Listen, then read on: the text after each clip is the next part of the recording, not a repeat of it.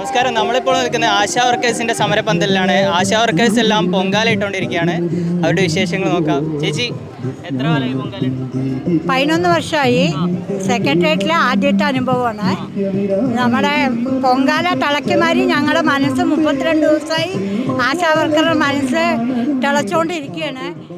ഇന്ന് ആറ്റുകാലമ്മ തെളിഞ്ഞാലും ആരോഗ്യമന്ത്രി തെളിയില്ല എന്ന മട്ടത്തിലാണ് ഇരിക്കുന്നത്. ഇനിയാണെങ്കിൽ തെളിഞ്ഞില്ലെങ്കിൽ ഇതിൻ്റെ ഭവിഷ്യത്ത് ഇനി അനുഭവിക്കും, അത് തീർച്ച തന്നെയാണ്. ഇനി വരാൻ പോണ കാലം ഞങ്ങൾ ആശാ വർക്കർമാരുടെ ഓരോ കുടുംബത്തിൽ നിന്നും 50-60 പേരുണ്ടാകും. അവർ അതിനനുസരിച്ചുള്ള ഇത് ചെയ്യും. ഓരോ തവണയും പൊങ്കാല ഇടുന്ന ഓരോ ആഗ്രഹങ്ങൾ സഫലീകരിക്കാനാണല്ലോ. ഇത്തവണത്തെ ആഗ്രഹം എന്താ? ഇപ്രാവശ്യത്തെ ആഗ്രഹം ആശാ വർക്കർമാരുടെ ഓണറേറിയം കൂട്ടാനും ഇവിടെ 32 ദിവസമായി ഇരിക്കുന്നവരുടെ ചർച്ചയ്ക്ക് വന്ന് സമരം അവസാനിപ്പിക്കാനുമാണ്. ഞങ്ങൾ കുട്ടികളും കുടുംബങ്ങളെയൊക്കെ വിട്ടിട്ടാണ് ഇവിടെ രാത്രി കാലങ്ങളിൽ വന്നിരിക്കുന്നത്. ഇതെന്തായാലും ഇന്നൊക്കെ ഒരു ബലം കിട്ടണം പറഞ്ഞിട്ട് ഇരിക്കുന്നുണ്ട്. സന്തോഷം തന്നെ. സന്തോഷം. ചേച്ചി, എത്ര കാലമായി പൊങ്കാല ഇടുന്നുണ്ട്? ഞാൻ ആദ്യമായിട്ട് പൊങ്കാല ഇടുകയാണ്. പക്ഷേ ഇങ്ങനെ ഒരു സമരപ്പന്തലിലൂടെ പൊങ്കാല ഇടേണ്ടി വരുമെന്ന് പ്രതീക്ഷിച്ചിരുന്നില്ല. ഞങ്ങൾ നേരത്തെ തന്നെ ട്രെയിനും റൂമും ഒക്കെ എല്ലാം ബുക്ക് ചെയ്തതാണ്. പിന്നെ സമരം തുടങ്ങിയപ്പോൾ മുതൽ ഞങ്ങൾ വന്നു പോയിക്കൊണ്ടിരിക്കുകയാണ്. പിന്നെ നമ്മൾക്ക് ഇനി വേറെ എവിടെയും ഞങ്ങൾക്ക് അടുപ്പുണ്ടാക്കാനും നമ്മൾ പൊങ്കാല വെക്കാനുള്ള സ്ഥലം തിരഞ്ഞെടുക്കാനും ഒന്നും ബുദ്ധിമുട്ടേണ്ടി വന്നില്ല. കാരണം 32 ദിവസമായിട്ട് ഞങ്ങൾ ഈ സമരപ്പന്തലിൽ ഇവിടെ തന്നെ ഇരിക്കുന്ന ആൾക്കാരാണല്ലോ. അതുകൊണ്ട് ഞാൻ പാലക്കാട് നിന്നാണ് വരുന്നത്. ഞങ്ങൾ വന്നു പോകാറാണ്. അപ്പോൾ ഇന്നലെ ഞങ്ങൾ പൊങ്കാല വെക്കാനും ആശാ സമരപ്പന്തലിൽ തന്നെ പൊങ്കാല വെക്കണം എന്ന ആഗ്രഹത്തോടു കൂടി തന്നെയാണ് വന്നത്. പൊങ്കാല വെച്ചു ഇറക്കി. ഇനി നമ്മുടെ പ്രാർത്ഥനയും ആദ്യത്തെ പൊങ്കാലയാണ് എൻ്റെ.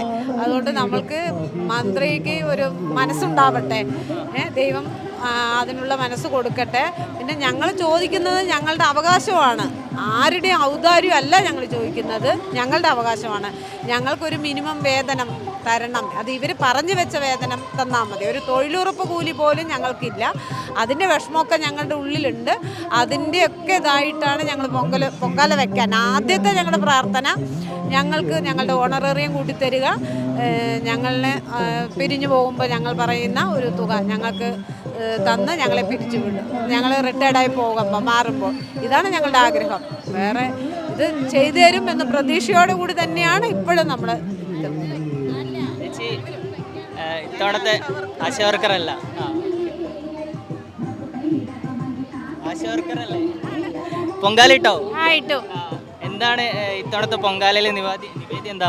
ഞാൻ പൊങ്കാല ദേവിക്കുള്ളത് മാത്രമേ ഉള്ളൂ. മണ്ടപ്പറ്റും തെരളിയൊന്നും ഉണ്ടാക്കിയില്ല. കാരണം എനിക്ക് ഒരു കൈ മാത്രമേ ഉള്ളൂ. അത് കാരണം അപ്പം ഇവിടെ നിന്ന് ബാക്കിയുള്ളവർ സഹായിക്കും. എന്നാലും ഇന്ന് ഒരു പരിധിയുണ്ട്. അപ്പം അതുകൊണ്ട് അടുത്ത തവണ ഇത്ര കാലം ചെയ്യുന്നതാണ്. അപ്പം ഇന്ന് ദേവി വിചാരിച്ചായിരിക്കും ഇത് മാത്രം മതി. ഇപ്രാവശ്യം സമരത്തിലാണ് പൊങ്കാല ഇടുന്നത്. അപ്പോൾ എന്താണ് പ്രാർത്ഥന? പ്രാർത്ഥന നമുക്ക് ഇതിൽ ഒരു തീരുമാനം ഉണ്ടാകണമെന്ന് തന്നെയാണ് ഞങ്ങളുടെ പ്രാർത്ഥന. തീർച്ചയായിട്ടും അതിന് വേണ്ടി തന്നെയാണ് ഈ ആശാ വർക്കർമാരെല്ലാവരും ഈ സമരപന്തലിൽ പൊങ്കാല ഇടാൻ കാരണം തിരുവനന്തപുരം ജില്ല മാത്രമല്ല, പാലക്കാട്, കണ്ണൂർ, കാസർഗോഡ് എല്ലായിടത്തു നിന്നും ആൾക്കാരുണ്ട്. തീർച്ചയായിട്ടും അതിനൊരു എന്തായാലും ആറ്റുകാൽ ദേവി കണ്ണ് തുറക്കും. കാരണം കർണകി ചരിത്രം ആരും മറന്നിട്ടില്ല. സ്ത്രീകളുടെ കണ്ണീര് വീണാൽ അവിടെ നശിക്കുമെന്നാണ്. അപ്പം എന്തായാലും ഒരു തീരുമാനം ഉണ്ടായേ പറ്റൂ.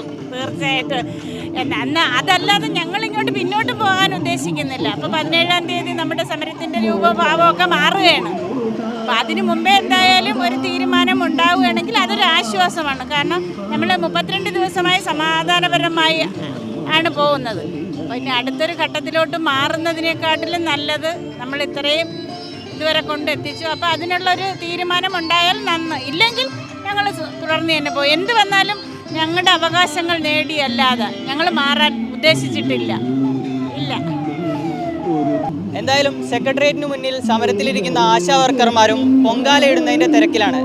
ആറ്റുകാലമ്മ അവരുടെ സങ്കടങ്ങൾ മാറ്റിത്തരുമെന്നാണ് അവരും പറയുന്നത്.